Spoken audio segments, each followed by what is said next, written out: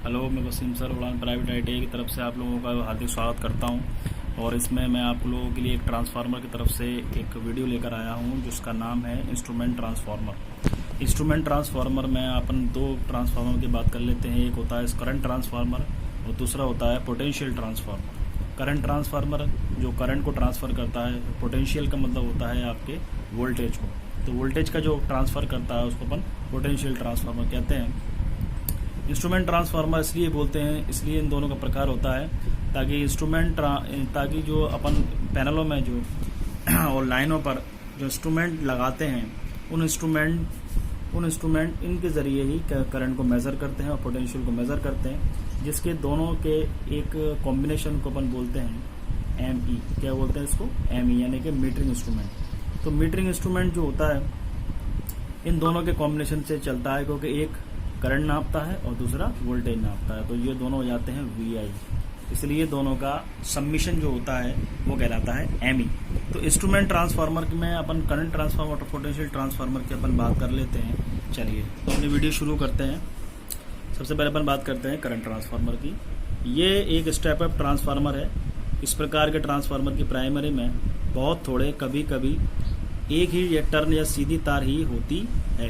ये देख सकते हैं अपन, इसमें एक इसका जो फिगर है, इसमें फिगर ये दिया हुआ है कि यहाँ पर एक ST सप्लाई हुई है, ये लोड हुआ है, ये इस पे एक 5 एम्पियर मीटर का एमीटर लगा हुआ है जो करंट को मेज़र करता है। सेकेंडरी वाइंडिंग पे लगा हुआ है, ये सेकेंडरी वाइंडिंग है इसकी। ये दोनों बीच में एक कपलिंग है, वाइंडिंग को एक अर्थ कर दिया जाता है। ठीक है, ये अर्थ क्यों किया जाता है? इससे गुजारी जाती है। ठीक है ना, क्योंकि ये सीरीज में कनेक्ट होते हैं, इसलिए इसमें डायरेक्ट ही नाप ली जाती है। सेकेंडरी वाइंडिंग के टर्न अधिक होते हैं जिससे करंट कम हो जाती है। सेकेंडरी वाइंडिंग के टर्न ज़्यादा होते हैं तो उसके जो करंट होता है वो कम हो जाता है। और 1 एम्पियर मीटर सेकेंडरी में करंट मापने के लिए लगा रहता है। यानी कि ये अपन देख सकते हैं, इसमें एक एम्पियर मीटर अलग से लगा हुआ है जो करंट को माप सकता है। ठीक है ना। एम्पियर मीटर की स्केल सीधे प्राइमरी के टर्न के अनुपात में बटी होती है। जो एम्पियर मीटर की जो स्केल होती है, यानी कि इसकी जो स्केल होती है, ये स्केल सीधे ही मीटर में एम्पियर मीटर में अनुपात में बटी होती है, क्योंकि कोर कम फ्लक्स पर कार्य समान रहता है। क्योंकि क्या होता है, जो कोर होती है वो कम फ्लक्स पर कार्य समान रहता है, इसलिए इसका अनुपात हर लोड पर समान रहता है। नोट करो कि जब CT के प्राइमरी में करंट चल रही हो तो उसमें सेकेंडरी को कभी खुला नहीं रखना चाहिए। यानी कि इसके कभी भी प्राइमरी में करंट चल रही हो तो सेकेंडरी को आपको कभी भी उसको ओपन नहीं करना है, क्योंकि ऐसे खुलने से सेकेंडरी में अधिक वोल्टेज पैदा हो जाएगी और वह कोर को अधिक सैचुरेटेड कर देगी। क्योंकि ज़्यादा वोल्टेज पैदा हो जाएगा तो कोर को वह इतना मैग्नेट बना देगा जिससे वह गर्म हो जाएगा और उसकी चुंबक की विशेषता सदा के लिए समाप्त हो सकती है। यानी कि इस तरह से लॉसेस उसमें इतने हो जाएंगे कि फिर वो आगे चुंबक नहीं बन पाएगा। ऐसे में किसी का हाथ उस पर लग गया तो शॉक भी लग सकता है।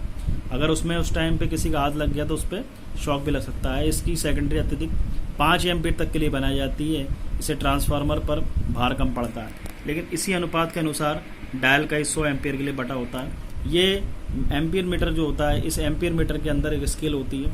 उस स्केल से आपको मीटर इस तरीके से आपके ऐसे करके ये आपको डिफ्लेक्शन देता रहता है। इस डिफ्लेक्शन के अनुसार ही उसमें अलग अलग वैरायटी होती है, जिसकी वजह से वो उसके करंट को मेज़र कर लेती है। लेकिन इसकी एक ख़ास बात यह है कि इसकी जो सेकेंडरी वाइंडिंग है, इस सेकेंडरी वाइंडिंग को हमेशा अर्थ करके रखना पड़ता है ताकि किसी को शॉक ना लगे और ये ब्लास्ट भी ना हो जाए। क्योंकि ज़्यादातर क्या होता है, करंट ट्रांसफार्मर CT वगैरह ये फट भी जाती हैं। इसी के साथ इसी जैसा ही एक क्लिप ऑन मीटर होता है, जिसको अपन छोटे स्तर पर इस्तेमाल करते हैं। ये देखिए, इसका एक फिगर में दिया हुआ है। ये देखिए, ये इसका हैंडल हुआ है, ये दोनों क्लिप हैं। एक क्लिप है, ये दूसरा क्लिप है। दूसरे दोनों क्लिप के बीच में एक अपन ने तार, यानी कि तार के ऊपर से अपन इसको क्लिप को अपन वैसे करके ऐसे जोड़ें, तो जैसे ये इस तरीके से अपन जोड़ें तो यहाँ पर ये करंट को मेज़र करता है। और ये करंट को मेज़र करता है तो यहाँ पर इसका ये मीटर जो है डिफ्लेक्शन करता है। इसको अपन बोलते हैं क्लिप ऑन मीटर या क्लैंप मीटर भी इसको बोल सकते हैं। ठीक है, ये करंट ट्रांसफार्मर ही होता है जब ST लाइन की करंट मापनी है। यानी कि ये तो डायरेक्ट बड़े बड़े सप्लाईयों में जुड़ा होता है, 33 kV, 132 kV और भी बड़े बड़े जो लाइनें होती हैं उनमें ये जुड़ा रहता है। लेकिन अपन को जैसे अपन के पास छोटी ST लाइन है जिसको अपन 11 kV बोलते हैं, उस 11 kV में अपन को करंट नापनी है तो क्या करते हैं, जब एसटी लाइन की करंट मापनी है के अनुसार क्लिप दबाकर लाइन पर चढ़ा देते हैं। वह लाइन सीटी के प्राइमरी की तरह काम करती है। वह लाइन क्या करती है, सीटी के प्राइमरी की तरह काम करती है। ये देखिए, ये इस तरीके से प्राइमरी की तरह काम करती है, ठीक है। और क्लिप चुंबकीय कोर का कार्य करता है। जो क्लिप है वो चुंबकीय कोर का क्या कार्य करता है, और इसी पर कई टर्न लिपटे होते हैं जो दिखाई नहीं देते। वह सेकेंडरी का कार्य करते हैं, सेकेंडरी का कार्य करते हैं।